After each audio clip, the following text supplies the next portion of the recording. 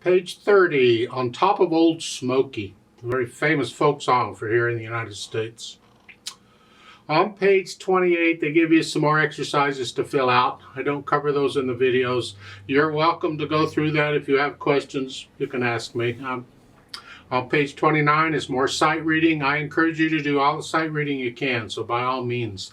And if it's, when you're playing together, if it's too much, then you just sight read it one hand at a time at first, and then try and do them together and see. The whole idea with the sight reading is how well can you play it without practicing it, that's all.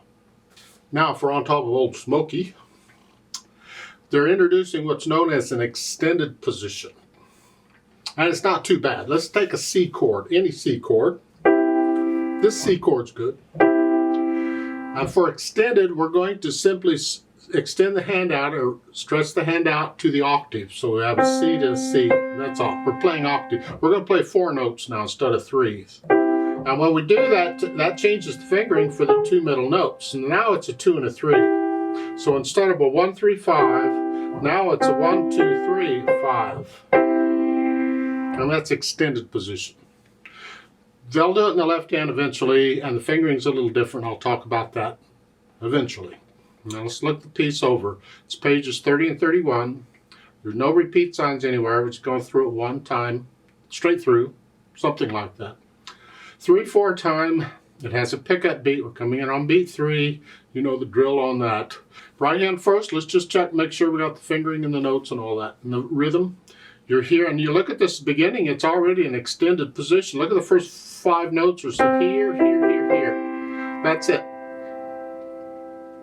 You'll get used to seeing this kind of pattern in music, and you'll just automatically finger it that way eventually. Yeah. So here, 3, 1, 2, 3.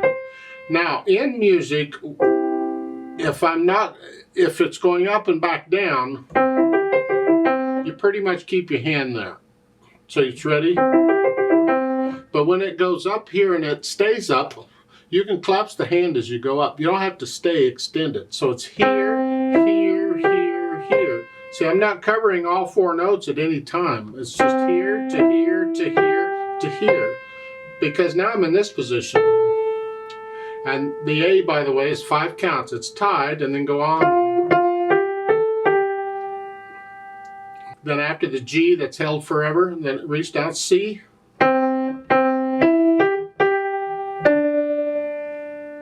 Something like that.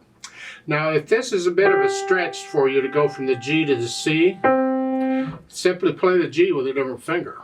Then when you go on, now it's not extended anymore. Now it's just a regular 1, 3.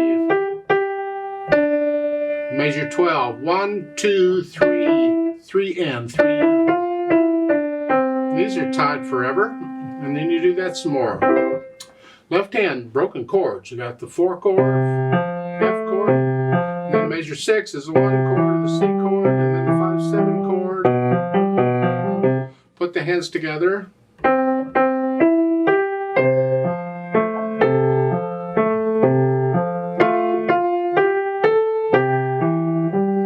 Too bad, I hope. So you go through and put the hands together. You don't have to go that fast. You take it your speed, nice and slow, but then go back through it a few 100 times and get rid of the hesitations so that the beat is a steady. It can be a slow beat. It doesn't matter how fast you go at this point. What is important is that there are no hesitations anywhere. It's a solid, steady beat all the way to the end. Speed it up later. As far as the articulation goes, you know, phrases in the right hand. Lift up, and that helps you to come down here. You can lift up, just lift up in the right hand between them. The left hand, you connect them except for the rest. Dynamics, well, remember, it applies to the melody. Whatever you think MF is, mezzo forte, moderately loud, medium loud, not loud, just sort of loud. The left hand's got to be soft. All the time I'm doing this, I want to hear that. And that's only medium loud, it's not loud. So keep this soft.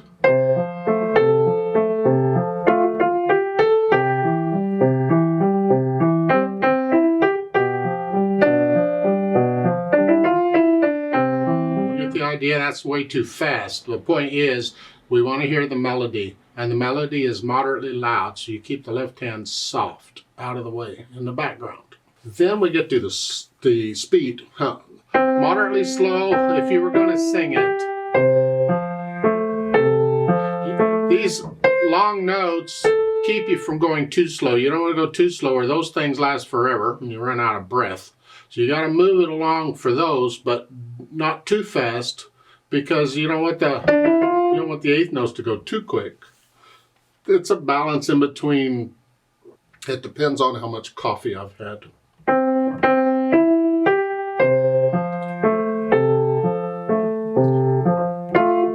So forth. Then at the end, at the bottom of page 51, they give you a retardando, slow down. The beat just slows down, and then the fermata, you just hang on to that however long you feel right. If I do it with a metronome, I'll double it and hold it for 4 counts instead of 2. So the last phrase there, measure 28, starting with the eighth notes.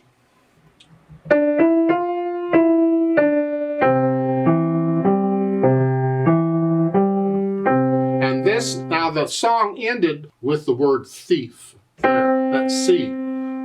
Those last 2 measures, that's extra. That's like an add-on, a tag at the end, like a coda. And here, you can play both hands about the same here, because this note is going to die away, and these, and you're going to get softer here, but that's okay because this dies away on its own. Play them same, and then follow that die away up here.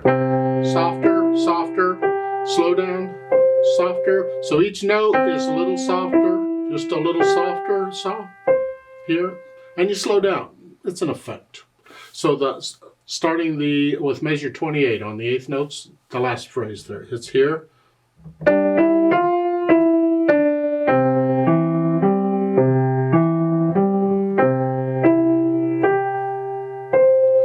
So you started that last 2 measures at moderately loud, although I think you can come down to moderately soft. Although if you're going to decrescendo, you don't want to be too soft to start with. You can't go down. So if you start at moderately loud, you got more room to go down. Now I'm boring me, so I'm going to shut up. We'll go on. They've added pedal. Isn't that delightful? They don't need pedal on it. You do it fine without pedal. If you're using pedal, understand why you're using pedal. I know you're using pedal because they told you to. That's not a good reason. Well, actually, that is one reason, but that's not what I'm after here. I want to understand, why are they telling you to?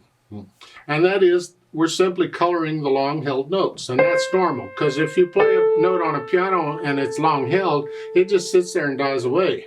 Well, but if you add the overtones, it gives it a little flavor, a little color. And we do that a lot in piano. We'll simply pedal the longer held notes to give them color. Not all of them, but a lot of them. It's something to experiment with. So I'm going to push the pedal down right after I play the notes. Here, here.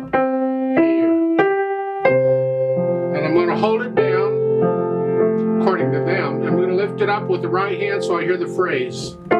Just keep in mind, these lines on the pedal indications are not exactly when you push the pedal down or let it up. You got to know when to do that. They're giving you, in this area, this is when you do it. So when I push it down, it's after I play the notes, even though the line is under them, no, after them. And when I lift it up, I'm lifting it up with the right hand so I hear the phrase. So, there. Now, I have a problem with this, because when I do this, I get to the A, I can still hear the C because the pedal's down. I don't want to hear the C anymore. So I'm going to change the pedal. They haven't had that yet. They're keeping it simple for you, but I'm making it complicated because that's what I like to do. I want to lose the C, so I'm going to do a technique called change the pedal.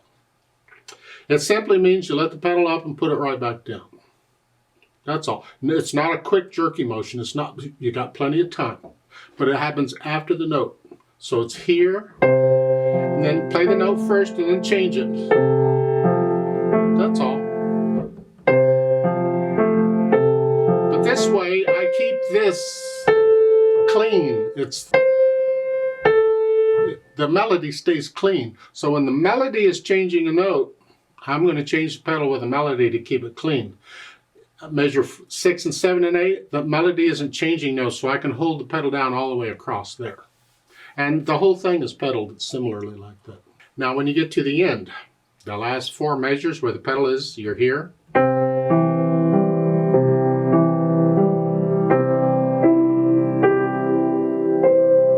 Here. And you just let all that ring out and just enjoy all that sound, all those different notes coming in together. And then when you're ready, you lift the pedal in the hand at the same time. Okay. Now keep in mind when I'm lifting the right hand for the phrasing, I'm not lifting the left hand. I'm connecting the left hand. So here in the first line, the last 2 measures here, I'm lifting it here, but not here. And the pedal's coming up with the right hand. Here, so it gets a bit tricky, but as I said, I like to complicate things. You need to be able to do this eventually, so just do it now.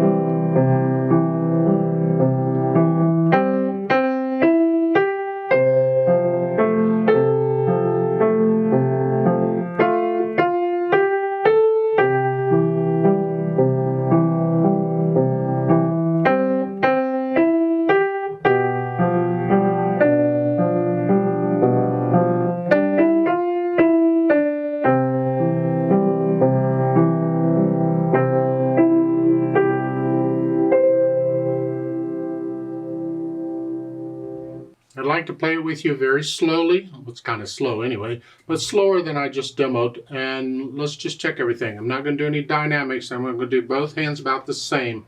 I'm going to pedal it like I suggested. So I'm going to give us 2 counts. I'm going to go ready, go. It's 2 counts. And then we go slowly.